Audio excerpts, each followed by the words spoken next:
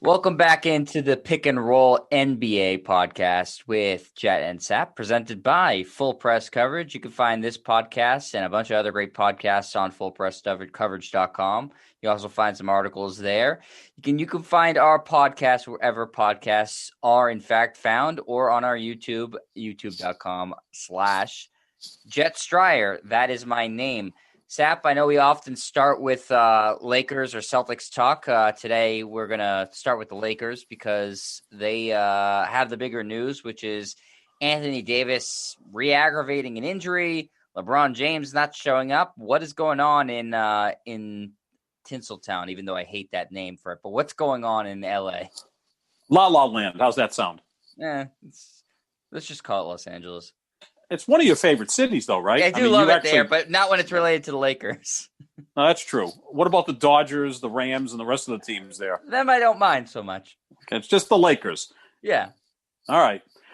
Anthony Davis in the game last night against the Clippers ended up with back spasms. He went down after taking a three-pointer.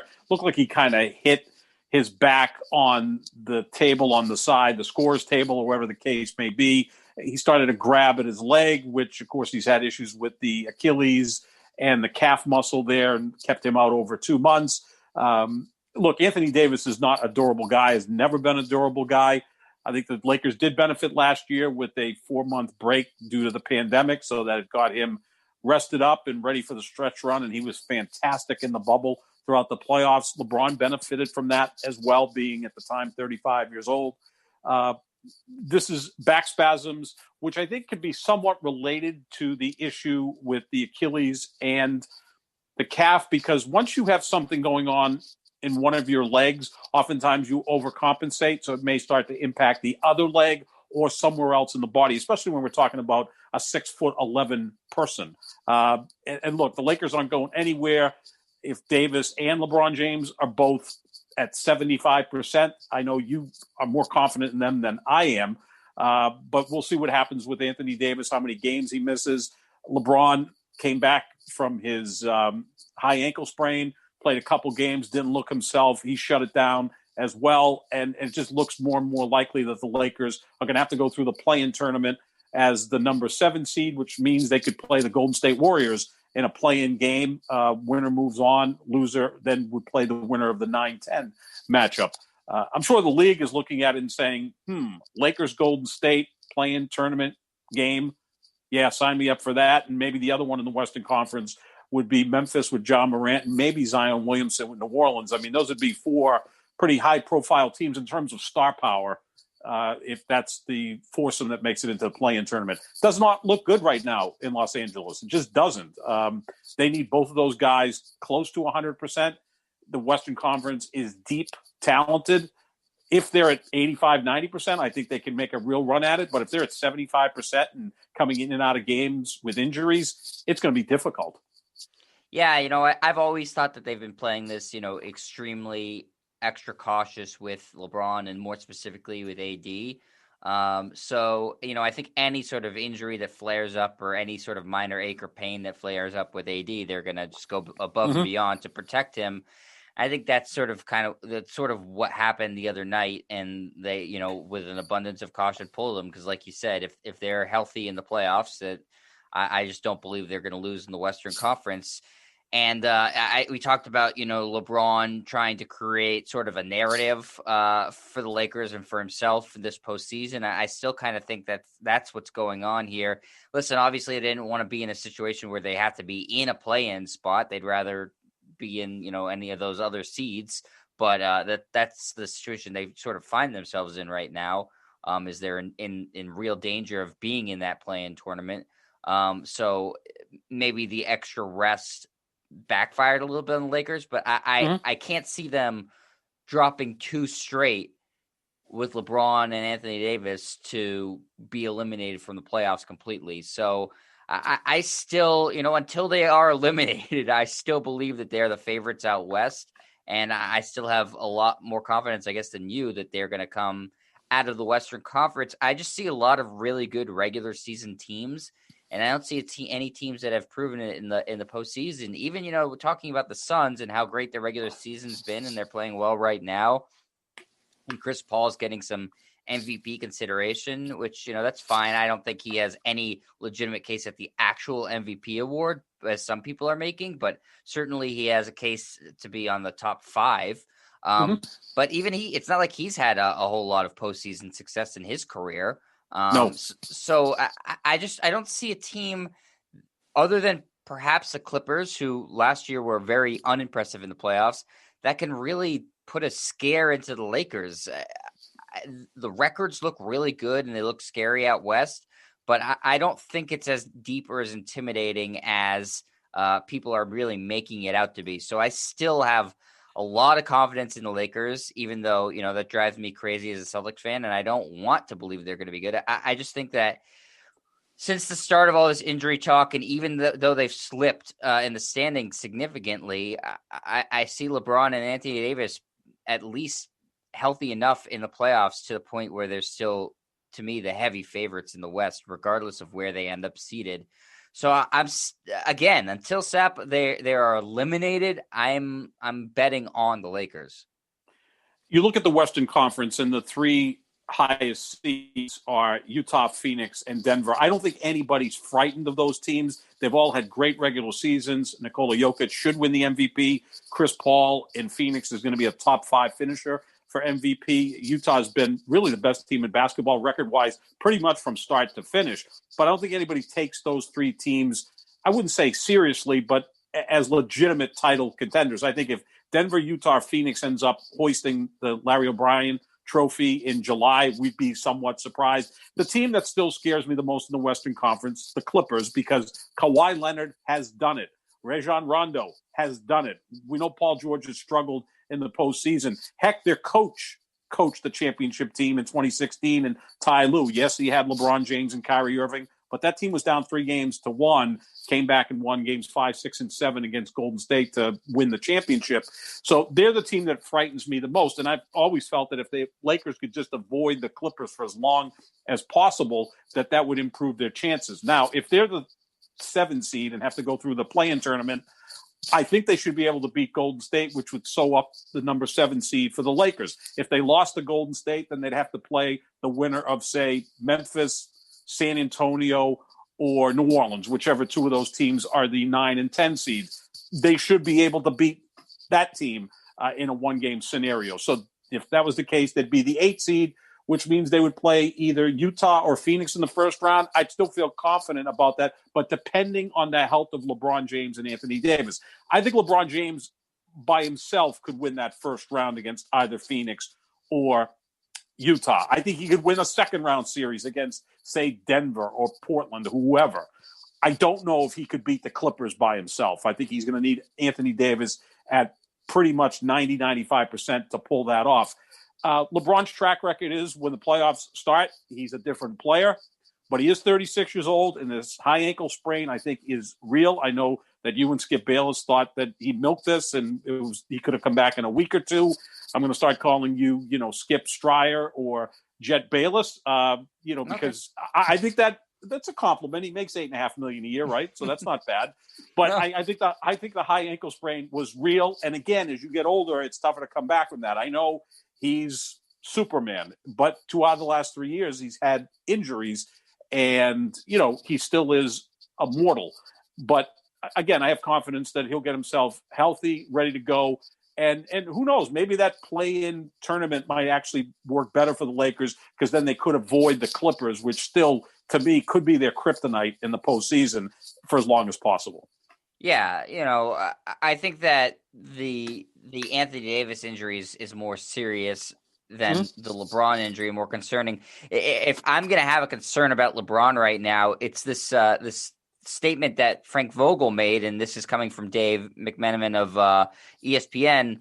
LeBron's absences from the Nuggets and Clippers games were considered excused by the Lakers to allow James time to stay off the ankle. However, Frank Vogel said that LeBron's absence from the Lakers' last 2 games were not medically related. And when he was asked the reason James was not present, Vogel said, he's just not here. So some conflicting reports sort of coming out of LA. I guess the bigger concern for me than LeBron's injury, not injury, whatever you want to call it, is it seems like he's frustrated, not Mm-hmm. necessarily checked out, because I don't think he's ever fully checked out, but I don't know what the deal is now that his coach is saying it's not a medical thing, and he just ghosted the team for the past 2 games. So I don't know what's going on with LeBron right now, where his headspace is at. I think he's very frustrated, Jed. Again, he probably sees the finish line approaching. He's 36 years old. I've felt that he could play till he's 40 at a very high level. Maybe that's not the case. This isn't Tom Brady playing football. This is LeBron James playing basketball. There's more that gets taxed on your body playing basketball than football. The way the quarterbacks are protected in the NFL, Tom Brady throughout the postseason was barely touched. He plays with his mind, as does LeBron James, but there are times where LeBron has to exert his physical dominance, and maybe it's just not there. So he could be frustrated that he sees the finish line approaching. I think there's a few other things. The offseason was so short. It was only 71 days. Normally, it's double that after you win a championship. You get 4 months between the end of one season and the start of the other. So that's got to be taxing on a guy who turned 36 in December. I also think that, like Michael Jordan, so much has been placed on these two players' shoulders, right? I mean, they're the face of the league. They're the person that carries the league. The pressure for them to perform on a nightly basis is so great. It's even more heightened with LeBron James because now you have nonstop sports talk radio in all the major markets, oftentimes with 2 sports stations. You've got ESPN, Fox Sports 1 with around-the-clock talking heads. So there's a lot of pressure every time. If LeBron has an off game, is he still the best player in basketball? If he misses games, is he immortal now? So there's so much pressure that's on him. I think also he weighs into a lot of the social issues, which Michael Jordan never did. And I think that LeBron does. And at times it takes something out of him. The whole China issue a year ago, I think, kind of bothered him. He was able to plow through that and win a championship. But we remember about 3 weeks ago when he put that tweet out that, you're next to the police officer that shot the young black woman. He got a lot of pushback from that. I don't think LeBron handles being the villain well. And he is a polarizing figure. Half the country loves him, half the country hates him. And I think that probably wears on him as well. So I think mentally, physically, the guy is probably drained at this point. He's been in the spotlight approaching 20 years. Those are broad shoulders that he has, but, sometimes the weight is too much. I do think he has a little bit of front runner tendencies in him as well. When things are going well, he's front and center and wants all the credit for it and should fairly get all the credit for it too. But when things aren't going well, he doesn't. We saw this 2 years ago with the Lakers. He wasn't around. He was, unhappy and sort of checks out a little bit. And things obviously for the past month and a half have not been going well with the Lakers. Right. He hasn't been playing. AD hasn't been playing, but this is a weird sap just because it could have easily, Frank Vogel could have easily just said, oh yeah, it's about staying off the ankle. It's a medical thing. But instead he said he's just not here. And right. Actually went out of his way to say it's not medically related. And so I'm not sure, where LeBron is, obviously you'd like, even if you're hurt, to be the player to be there. And he's been there for every game but the last 2, including road trips. So right, he's fulfilled that. I don't know what's going on right now with him. And I know he had that quote the other week about being frustrated with the play-in and saying that whoever came up with it should be fired, even though actually last season he advocated for the play-in tournament. So I do think if there is a concern, it's less about the injuries to LeBron and Anthony Davis and more about, is LeBron so frustrated to the point where it could affect his play, or maybe is it affecting chemistry with the Lakers? If he's not around right now, are some players, especially guys who are new on the Lakers this season, are they maybe unhappy with what LeBron is doing? That to me is a bigger concern than the actual injury. Well, if we go back to 2008 when Tom Brady got hurt the first game of the season against the Kansas City Chiefs, as soon as he needed to go under the knife and rehab, he was away from the team. Some people had a problem with that. To me, it's whatever makes the superstar happy in terms of rehabbing and getting healthy. So if that's the case with LeBron, that he feels that he needs to be away from the arena to get rehab, I'm sure he's got all the facilities at his mansion in Southern California to deal with that. Again, you would like to see the Lakers, who I don't think are a really good organization. They've kind of stumbled upon some great players. Magic Johnson in the draft, and Jerry West made a great move to get Kobe Bryant. But right, even Jeannie Buss put her foot in her mouth recently talking about Lakers. Well, no, they're not. They're not a well-run organization. And by the way, apparently, I don't think the Celtics are as greatly run as everybody thinks, because they can't seem to make the bold moves that you need to do to make things over. But they tend to keep they do tend to look. I think the best run organizations in basketball are probably the Spurs and the Heat. You kind of get that feeling, because you got Popovich and Pat Riley are kind of authoritarian figures. It's like everything goes through them. Yeah. But I think what happens with the Lakers, when Jerry West was there, it was a well-run organization because they made all the right moves. They drafted well, et cetera. But, they got Kobe Bryant. They got Shaq to go out there. And, Kobe was the 13th pick in the first round by Charlotte. And then they traded Vlade Divac for him. So how's that for a move? But, of late, they kind of were able to get LeBron and get AD away from New Orleans. It's not like they had this master plan. They're not the Spurs of Tim Duncan and Greg Popovich. So you would think that they could at least get their stories straight, even if it means lying. Don't make LeBron look bad, and don't let the head coach look bad, because you want to at least say, well, we just think LeBron needs to be away.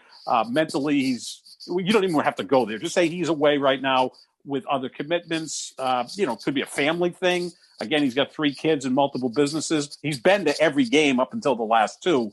But again, this is the most polarizing figure in American sports. One of the most polarizing people in America, forget just sports. So if he misses 2 games, it becomes national news. I mean, if Jimmy Butler misses 2 games due to injury and isn't on the sideline in Miami, no one really cares. And Jimmy Butler's an outstanding player and leader. LeBron does it. It becomes national talk show, topics.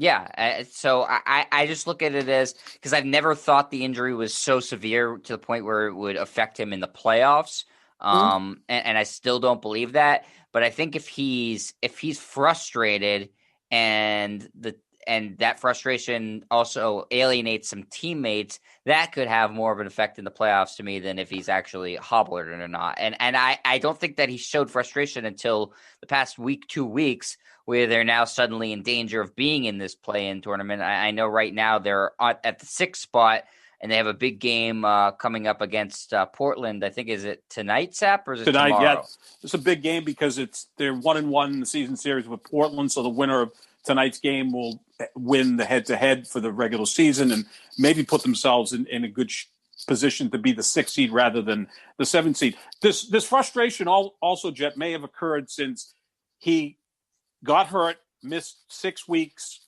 worked his ass off to rehab, came back, played 2 games, and then aggravated that injury and didn't look himself. So I think that's where the frustration comes. And it's almost like, man, I used to recover quicker from these injuries than I just did now.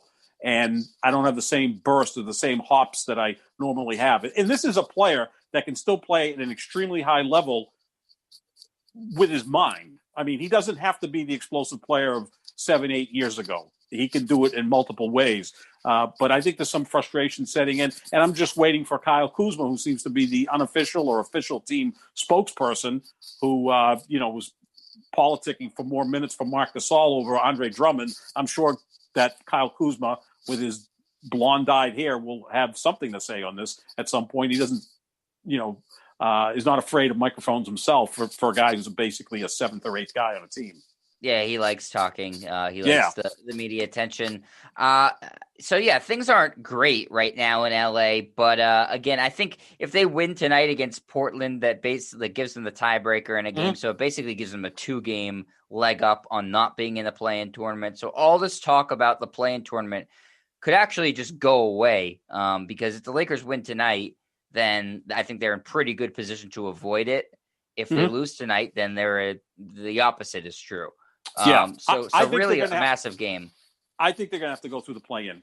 I really do, because the rest of their schedule is pretty difficult as well, with teams that are still jockeying for playoff position. And it may not be a bad thing, because if they win that, it's almost like they exhale and say, Okay, we got that out of the way, and now we're playing either Utah or Phoenix in the first round. Anything to avoid the LA Clippers. I think the Lakers even feel that way. The Clippers match up really well against them, and ever since the Clippers added Rajon Rondo at the trade deadline, that's the team I've been most frightened of. I have the utmost respect for Rondo. We saw what he did last year in the bubble with the Lakers, and I think he knows how to maybe get under the skin of LeBron and Anthony Davis, or at least understands their mentality and can use it against them in a potential 7-game series. So the play-in may not be the worst thing for the Lakers, other than you have to play another game when you could be resting to get ready for best of 7. That's the only big negative of that play-in tournament, especially if you lose the first one, because now you got to play again, and now you're playing 2 games to win 1 to get to the 8 seed. So, a lot's going to shake out the next week. I mean, I only look at it, Sap, as there's 5 legitimate championship contenders to me in the NBA. The 3 teams in the East that we've talked about all year long for the most part: Brooklyn, Milwaukee, Philadelphia, and then the 2 LA teams in the West. Because it's very rare for a championship team to not have a top 5 player on it. Right. Pretty much. And Utah doesn't, and Phoenix doesn't. No, as great as Chris Paul is, he's not a top 5 player anymore. He's not. He's going to be Denver. Sorry, Jokic is going to win the MVP, but I don't think anybody thinks he's a top 5 player, other than maybe Kendrick Perkins, or some of the old big guys that love Jokic, and we both love Jokic. Yeah, and they're missing their second best player. Right. So I mean, I think you're right. I think if we were betting folks, we would say that one of those 5 teams that you mentioned will win the championship. Anything else would be a surprise, even though Utah and Phoenix have had phenomenal regular seasons, as has Denver. Portland's a quality team that's playing well. But, I mean, in the end, it should be one of those 5 teams, because you're going to have to win 4 best-of-7 series, and you do need the super-duper stars to do that. And it appears that, probably, 8 of the top 10 players in the league play on those 5 teams. Right, yeah. Seeing Phoenix or Utah win, as you mentioned, them hoisting the Larry O'Brien Trophy at the end of the season, would surprise me more than when the Raptors won, honestly. Oh, yeah, yeah. Because they don't have a player at the caliber of Kawhi Leonard. Right. No, they don't. And also, let's not forget the year Toronto won, LeBron was in the Western Conference. He'd been dominating the Eastern Conference for a decade and a half. That was Toronto, his first year in the West. Exactly. Toronto had trouble taking a game off of LeBron in any playoff series, let alone a series. So once he was out of the Eastern Conference, I think people in the Eastern Conference said, hey, we've got a chance here. And we all thought it was going to be Milwaukee till they fell apart against Toronto. Yeah, and Toronto, let's give them all the credit in the world for winning that championship. If Durant and or Klay Thompson don't get hurt in that finals, Golden State three-peats. I think we can all agree with that. Yeah, I mean, I can't know that for certain, but I do feel pretty sure that that's the case. So yeah, I would be shocked if, and I know a lot of people are saying, oh, Utah and Phoenix, they're legit contenders. You need to be paying attention. I just don't see it. I think they're great regular season teams, and I think that the Lakers or the Clippers would take care of them. I just don't see them posing a threat. Even when the Rockets were really good, they had James Harden was at the top of his game and an MVP in the league. So you could say, okay, I don't see them necessarily being the Warriors, but they could win a championship in a normal year when there's not an incredibly stacked team like Golden State in it. But these other teams, it's the 2 LA teams in the West, and it's the big 3 teams in the East that have a legitimate chance at it. So the Lakers obviously have some fixing to do right now, but again, I'm not that concerned about them, Sap. I haven't been, and I remain not that concerned about them, because I think once the playoff starts, they're going to be a completely different team, and that team is the favorite in the West to me. All right, let's hope you're right. Well, I hope I'm wrong, but I do think I'm right, but I hope I'm wrong. I'm cheering you on, Jet, for your take. Sap, there's some coaches that seem to be in the hot seat that is basically dependent on their playoff lives. One of them actually is one of the coaches of a team we just talked about, and I think that might be the most interesting name. So we'll start with him. Reports are coming out of Milwaukee that Mike Budenholzer is actually on the hot seat, and if the Bucks fail to make it to at least the conference finals, that Milwaukee may look to make a move and getting rid of their current head coach and bringing in somebody new. I don't know how you could do a much better job than what Mike Budenholzer's done in Milwaukee, considering that he basically has had one superstar and then a bunch of kind of like, okay, pretty good players. Maybe you'd say they should have gotten to the finals one year, but he's won the whatever the NBA equivalent is to the President's Cup the past 2 years, having the best record in the league. And this year they're right in line with being one of the best teams in the NBA. Should the Bucks look to make a move if they don't get to the conference finals here, Seb? Yeah, and I'm all about stability within an organization, but Budenholzer also had this issue in Atlanta. Now, in Atlanta, That's he true. never had a player quite like Giannis. I mean, he had 4 All-Stars one year, but none of them were as good as Giannis. They went out, made a really good move in the offseason to get Drew Holiday. They signed him to this huge contract, so they've got a lot of money committed to Giannis, Drew Holiday, Chris Middleton, and they've underachieved in the postseason the last 2 years. Remember, they had a 2-0 lead over Toronto in the Eastern Conference Finals 2 years ago. Last year, they never seemed to get together in the bubble. They ended up losing to Miami in 5 games in the second round. And Giannis was banged up at that point. Look, Giannis is playing better than ever. Holiday's playing at an all-star level. Middleton's doing what he does. They're playing excellent basketball. The narrative would be, look, you had the best record 2 years in a row and you couldn't get it done in the postseason. And then you were considered kind of an outsider looking in with not much pressure on you, and you couldn't get it done. I have him as the coach with the most pressure on him right now, because if it doesn't work, Giannis is going nowhere. Chris Middleton's going nowhere. Neither is Drew Holiday.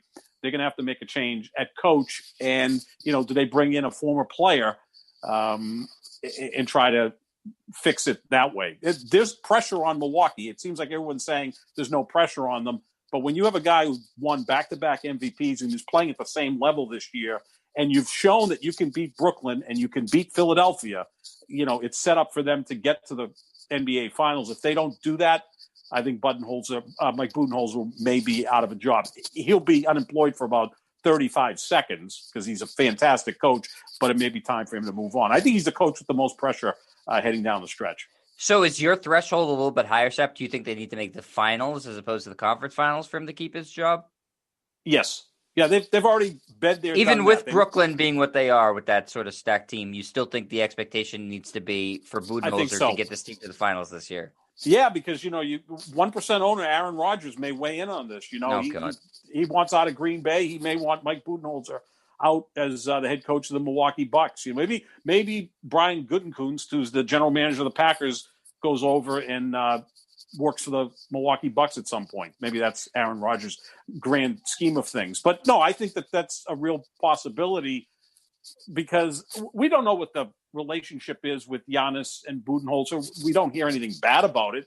But if Giannis loses in the conference finals, or say the semifinals of the Eastern Conference, and goes to ownership and says, I think we need an upgraded coach, what do you think ownership's going to do? Yeah, I just don't know who an upgrade necessarily would be. It doesn't have to be an upgrade. It's sometimes just someone different would work. And maybe Brad Stevens is that guy. Brad Stevens is out as Celtics coach, and the Bucks have all good things to say about Brad Stevens, and maybe a change of scenery for him would be better. Who knows how the NBA works? Yeah, you're not wrong. They do have a tendency of playing musical coaches in the NBA. It's not something we haven't seen before.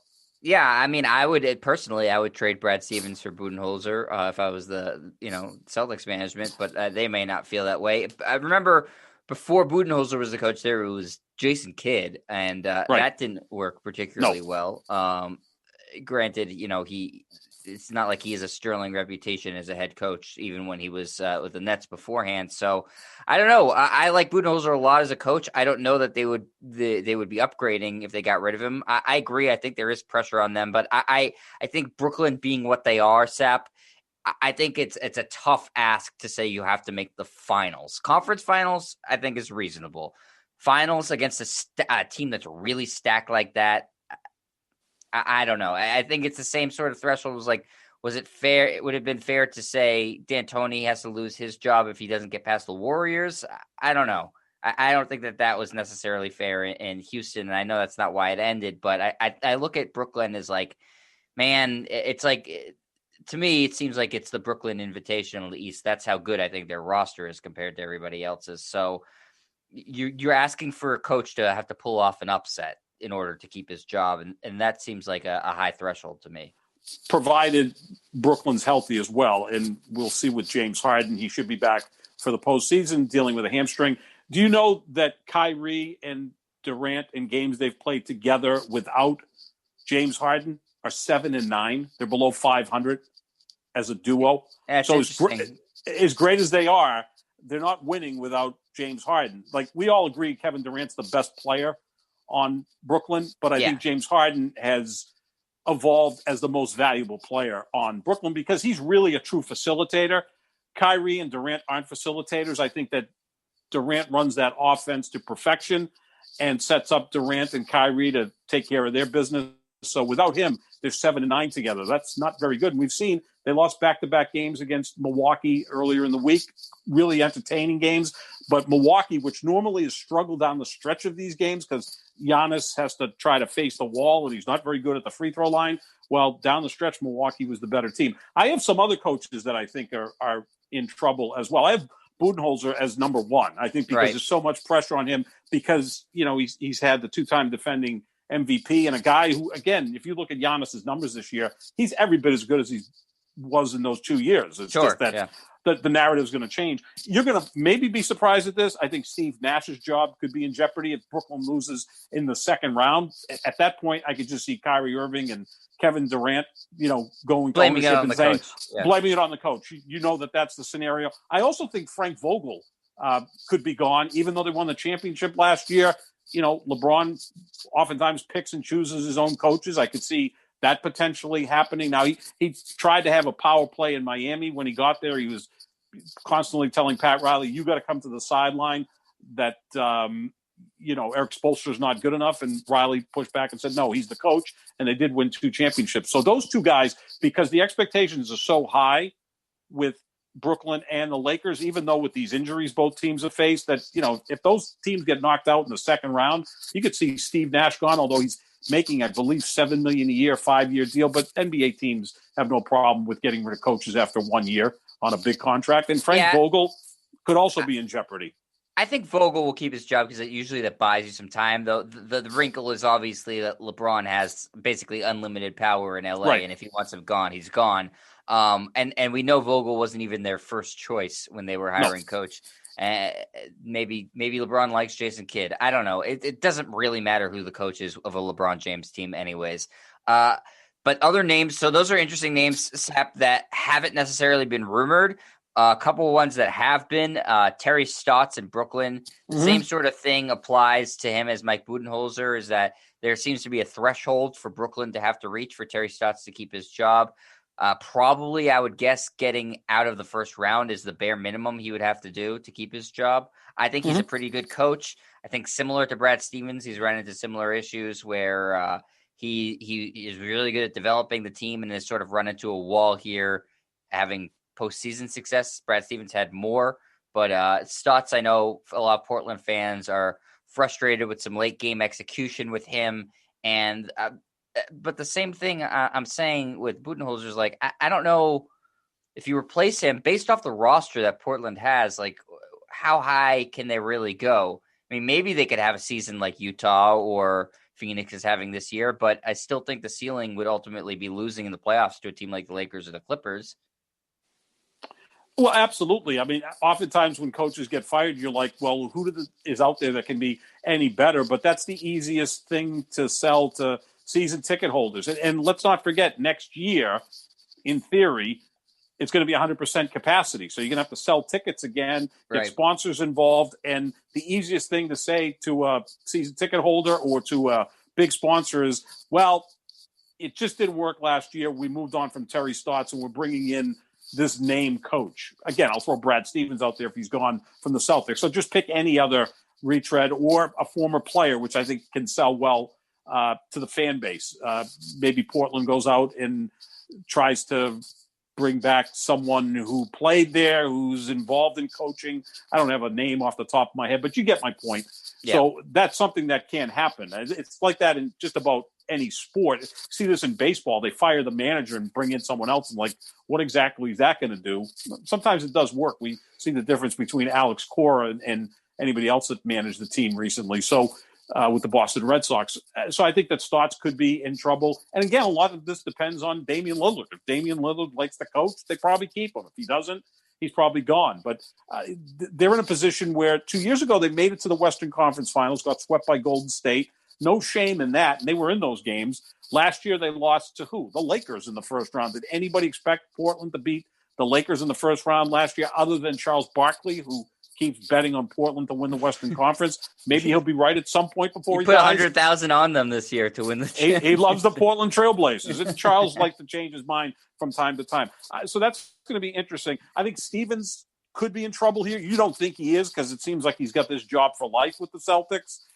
But look, if they're in the play-in tournament, let's say they're the 8th seed in the play-in tournament and lose to whoever the 7th seed is he gone? I would think so, Sepp. I think they're going to lose in the first round. I think if they lose in the first round, he should be gone. Well, not if they're the 7 or 8 seed and they're playing Brooklyn, Philly, or Milwaukee. But the fact that they're in this position, I do think he should be gone. Sepp, they've made it 3 of the past 4 years, and they're presumably Tatum and Brown are better than they were 3 years ago. I still think the roster is not as good as it was. No, but I think it's the same thing in Portland, right? The roster is more suspect, and that's the bigger issue. But it is easier to change the coach, and I've seen it times with the Celtics. And I'm not going to go on this whole Celtics rant about Brad Stevens because they've done it a million times. But I think that they've tuned him out for the most part. And once that happens, it's over. You don't regain the locker room after losing it. That never happens. No, in any sport, once the locker room is gone, the locker room is gone. And I think that's what's happened with the Celtics. So I think he could certainly be in jeopardy. The only reason he wouldn't be is because I do think that there's like an incestuous relationship with Danny Ainge, ownership, and Brad Stevens. They all seem to love each other.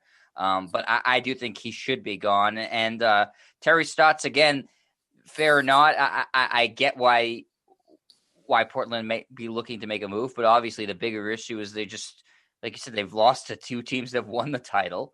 And their roster is just, it's fine. It's okay. Your best player is Damian Lillard, who, if there's a really good team around him, conceivably he could be the best player in a championship team. But this roster isn't nearly good enough for him to be the best player on a championship team. And I like some of the guys they have. It's just, it's not close to being good enough. The move they should have made, and I said this before, Sap, is they should have traded McCollum and whatever for Harden. And then have Harden and Lillard as your backcourt.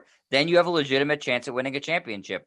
All these teams, for some reason, decided to pass on James Harden, leaving the door wide open for Brooklyn to get him for basically nothing. And I think that they're kicking themselves. Denver is another team that I think if they had just added James Harden, they would be a legitimate championship contender this year. Instead, their ceiling's the second round. So I think a lot of teams made a mistake, and I'm not a huge James Harden fan stylistically, but I do know that he helps the teams that he's on, and he's when he's playing at an MVP level, he's one of the best players in the league. And adding him to a team with Jokic or adding him to a team with Damian Lillard makes that team a lot better than Jamal Murray or CJ McCollum. James Harden's just much better than those players. Yeah, he absolutely is. And maybe when LeBron buys the Portland Trailblazers in 5 years, 6 years, then he can make the proper moves to add to Damian Lillard, who still, in theory, would still be playing in the NBA in his early 30s because Dame is in his late 20s. He's still got plenty of good basketball left. But how many times in the history of basketball has a 6'1" guard led a team to a championship?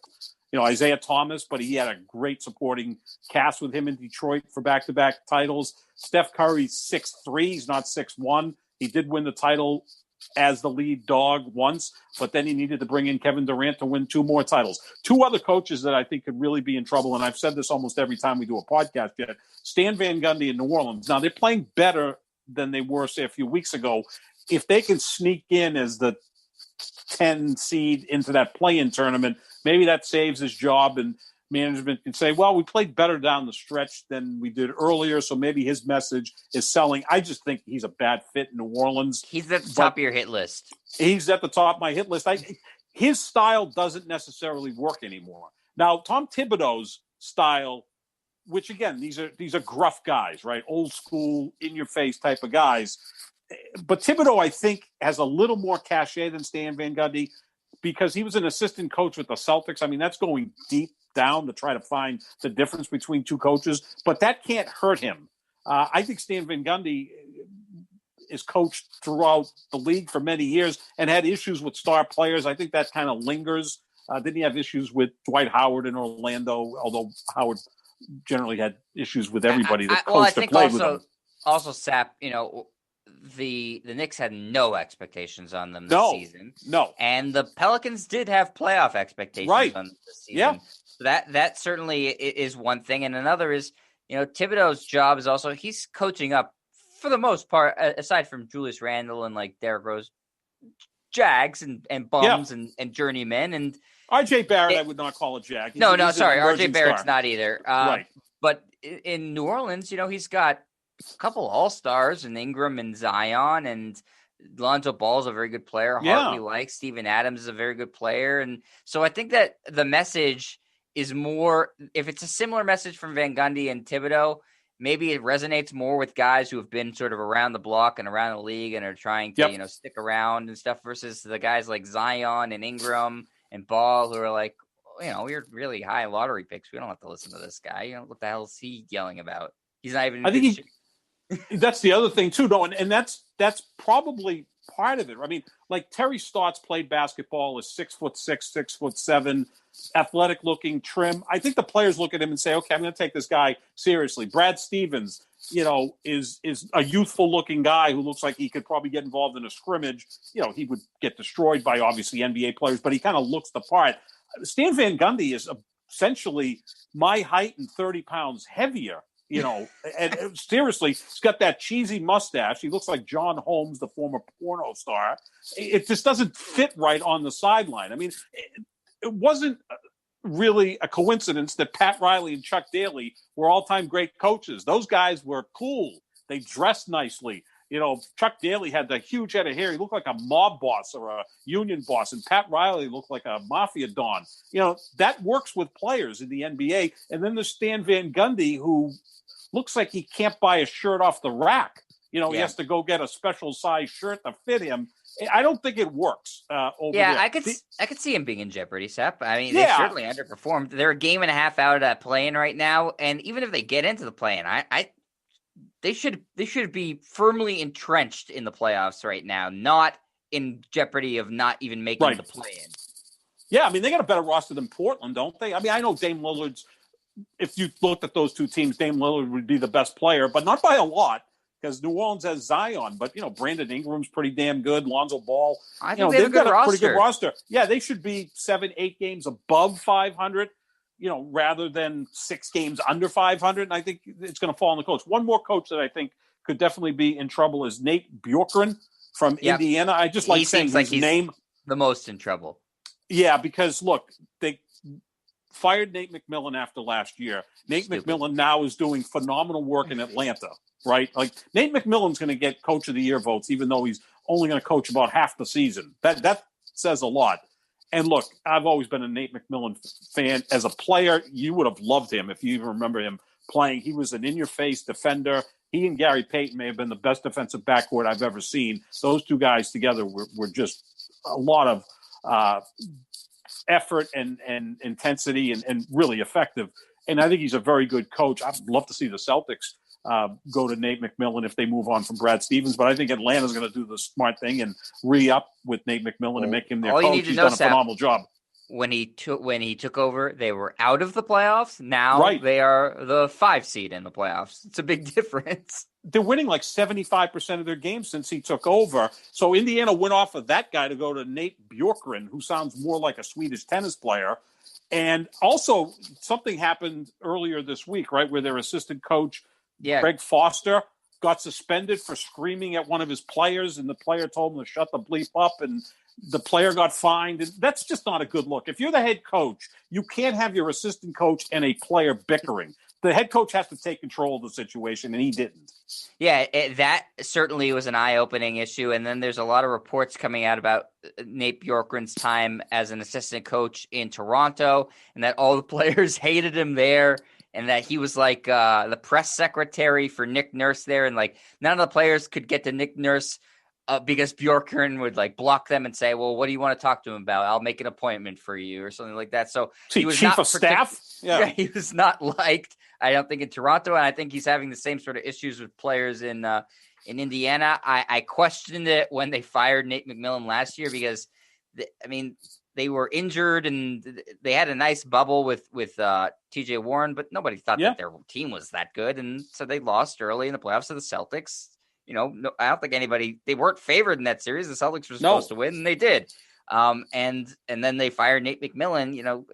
He'd done a pretty good job for them, and then he, like you said, he just takes the assistant job with Atlanta, and half a season in, he gets the head coaching job, and he's done a phenomenal job. And meanwhile, Indiana's the 9th seed right now in the East, and just a half game up on Washington, who started the year like 2-16.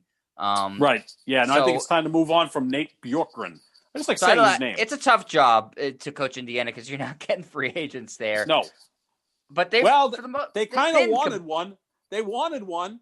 Gordon Hayward. They did. Danny Ainge didn't let it happen. So no, he blocked it. That falls more on management or whatever the case may be, which I still think that was a stupid move by Danny Ainge. Take Miles Turner and whatever other piece they want to send to you rather than a trade exception what are you going to do with it?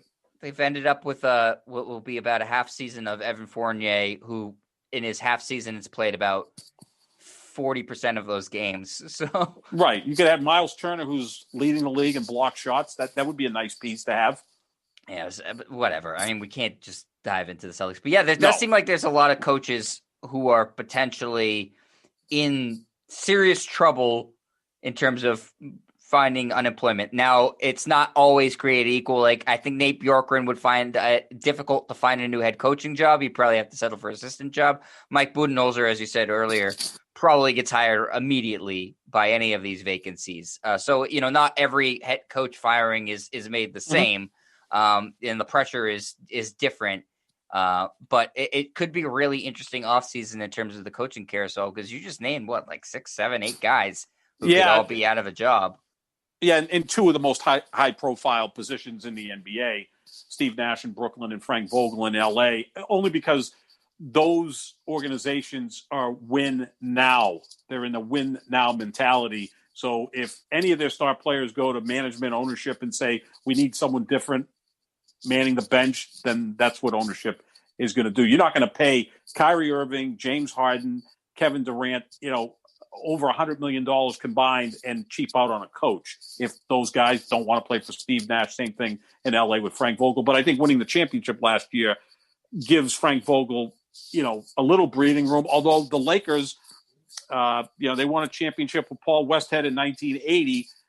About 15 months later, he was fired and Pat Riley stepped in, and we know the rest is history. But it's always interesting, obviously more interesting, the player movement in the offseason, but we'll see some coaches move. Look, last year, Doc Rivers went from the Clippers to the 76ers. We all agreed at that point, great move. The 76ers upgraded from Brett Brown to Doc Rivers, and we see what has happened this year. Philadelphia's a real title contender.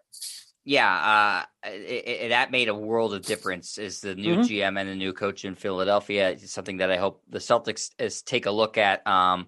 And so, yeah, it will certainly be interesting, and it's something that we'll keep a close eye on. And there could end up being a lot of teams with new coaching jobs. And frankly, Sap, if the Nets, Lakers, and Bucks all get rid of their coaches, which I guess is a possibility, those are 3 plum jobs for any coach to want. Absolutely. Yeah, there will be people that want those jobs. They come with a lot of pressure, but you'd rather coach talent than try to coach up mediocrity. It's that simple. Yeah.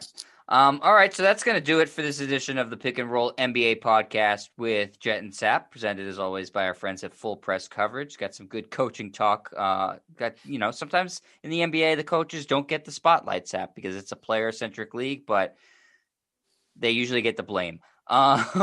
So make sure you find our podcast wherever podcasts are found. Just type in the Pick and Roll NBA podcast with Jet and Sap right into your phone. You can find us. Download us, subscribe, rate the show 5 stars, make a comment about how much you love the show. And you can find us on YouTube again on my YouTube channel. youtube.com/JetStryer for the visual presentation. We'll be back on tomorrow, which is Saturday, with a fresh new edition of the podcast, talking about our friend Kendrick Perkins. He's got a list of the most dangerous players in the NBA. We'll talk about that. We'll also talk about who Damian Lillard thinks is the best player in the league. Let you know our thoughts on that. Until then, see you, everybody.